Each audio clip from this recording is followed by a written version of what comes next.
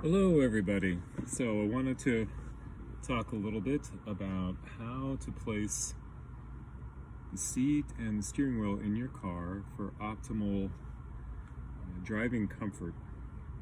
A lot of times I see people who will have their car seat back too far.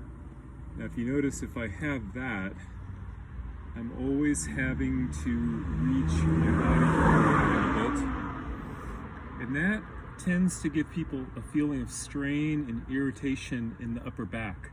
That's because the back is rounded a little bit, and these nerves back here are getting overstretched. People think that that's better. It's better to have their legs more straight like this. Now, I don't see this very often, but sometimes people might have their seat too close, and then there's a sense of a tightness in the front of the hip. So you want to find a balance there. I'd say overall, typically people arrange their car seat too far back.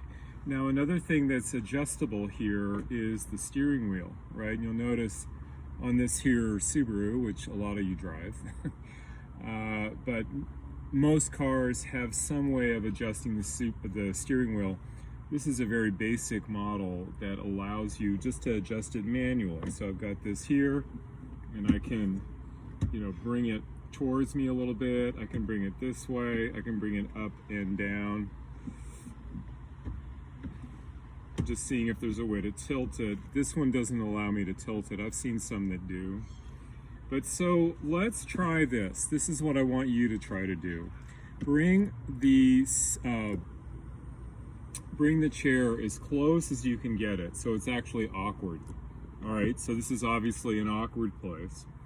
And then I want you to just gradually scoot it back, and you want to be in the first place where you feel like you could work the car here. So it's a little farther back now. And now the steering wheel is loose, so I'm going to adjust it to where it feels good. And I can tell the steering wheel feels a little too close to me. So I'm going to take the seat back a little bit and try to adjust the steering wheel so it feels perfect.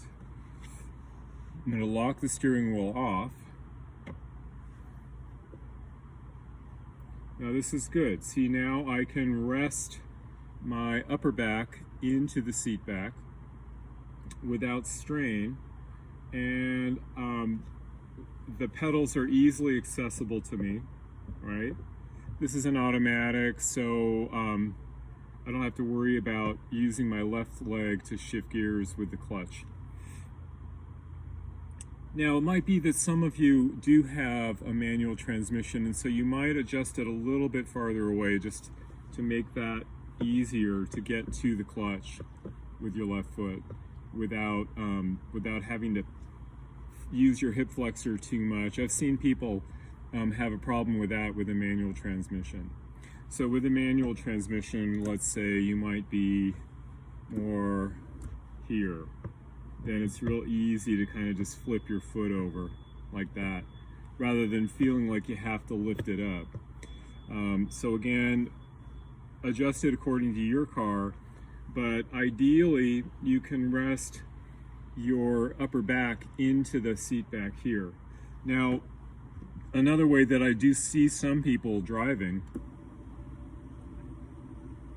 is kind of like this. And I mean, that works for a little while, but after a while you're going to get exhausted and sit back, and you're going to get that upper back stretch thing that I was talking about before. I don't really like the added lumbar support for the car. I find that in general that irritates rather than help, and it's really the car seat designs are pretty well laid out to support the shape of your lower back. Yeah, there are ways to adjust that too, like, with this piece, right, where you work the tilt forward and back of the seat.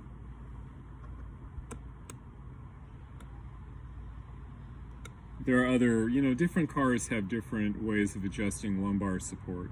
But typically, the issue of lumbar support goes away if you get the proper distance forward and back of the seat.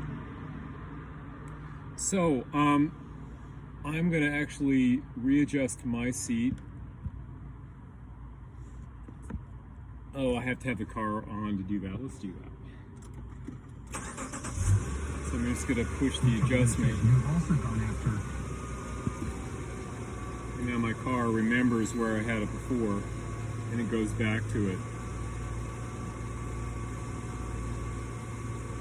So that's it.